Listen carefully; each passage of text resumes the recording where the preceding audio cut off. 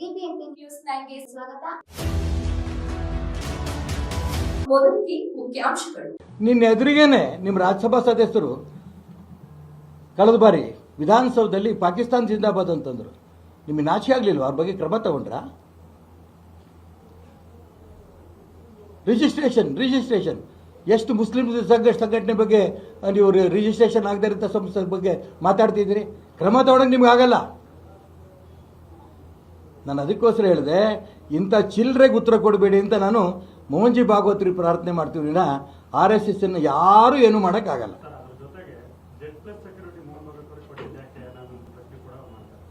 ಕೇಳಿ ಯಾರು? ಅದಕ್ಕೆ ಕೇಳಿದ ಇವನು ಯಾವನು ಅಂತ. ಇಡೀ ದೇಶದಲ್ಲಿ, ಇಡೀ ಪ್ರಪಂಚದಲ್ಲಿ ಕೋಟಿ ಕೋಟಿ ಯುವಕರನ್ನ ಇಟ್ಕೊಂಡಿರೋಂಥ ಸಂಸ್ಥೆ RSS. ಅದ್ರ ನಾಯಕ. ಅಂಥ ನಾಯಕರಿಗೆ Z+ ಕೊಡೋದು ಇನ್ಯಾರಿಗೆ ಕೊಡ್ಬೇಕ್ರಿ? ಭಯೋತ್ಪಾದಕ ಚಟುವಟಿಕೆಗಳು ಈ ದೇಶದಲ್ಲಿ ಜಾಸ್ತಿ ಇದೆ.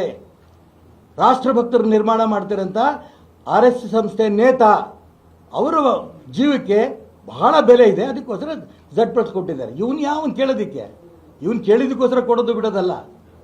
ನಾನು ಅದಕ್ಕೋಸ್ಕರ ಇಷ್ಟೊಂದು ಇಂಪಾರ್ಟೆನ್ಸು ಖಂಡಿತ ಕೊಡಬಾರ್ದು.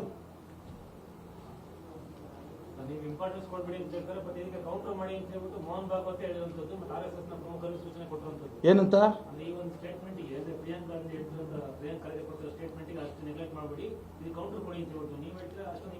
ನಾನು ಅದೇ ಹೇಳ್ತಿರೋದ್ರಿ.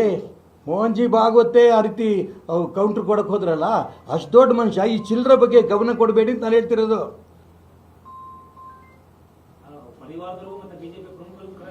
ನಾನು ಏನಪ್ಪ ಹೇಳ್ತಿರೋದು? ಈಗ ನೀವು ಪ್ರಶ್ನೆ ಕೇಳ್ತಿದ್ದಿದ್ರ, ಅವ್ರು ಮೋಹನ್ಜಿ ಭಾಗವತ್ ಉತ್ತರ ಕೊಟ್ಟ ಮೇಲೆ ಇವನು ಮತ್ತೆ ಹುಚ್ಚುಚ್ಚಾಗಿ ಹೇಳಿಕೆಗಳು ಕೊಡ್ತಾ ಇದ್ದಾರೆ. ಈ ಹುಚ್ಚುಚ್ಚು ಹೇಳಿಕೆಗಳಿಗೆ ಯಾರು ಉತ್ತರ ಕೊಡ್ಬೇಕು ಅವ್ರು ಉತ್ತರ ಕೊಟ್ಟರೆ ಸಾಕು. ಮೋಹನ್ಜಿ ಭಾಗವತ್ ಉತ್ತರ ಕೊಡ್ಬೇಕಾ?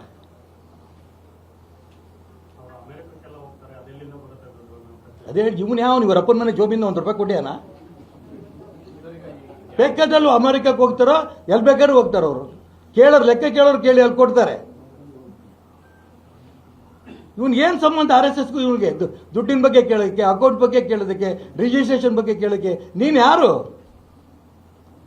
ಮಂತ್ರಿನಾ? ಕಾನೂನು ಬಗ್ಗೆ ಕ್ರಮ ತಗೋ. ಸಾಮಾನ್ಯ ಜನರಿಗೆ ಅರ್ಥ ಆಗುತ್ತೆ. ಪ್ರಿಯಾಂಕಾ ಖರ್ಗೆಗೆ ಬಹಳ ದೊಡ್ಡ ಮನುಷ್ಯ ಆಗಕ್ಕೆ ಹೊಂಟಿದ್ದಾನೆ. ನಿರ್ನಾಮ ಆಗಿ ಹೋಗ್ತಾರೆ. ಯಾರ್ಯಾರು ಇದು ತುರ್ತು ಪರಿಸ್ಥಿತಿನಲ್ಲಿ ಬ್ಯಾನ್ ಮಾಡಿದ್ರು.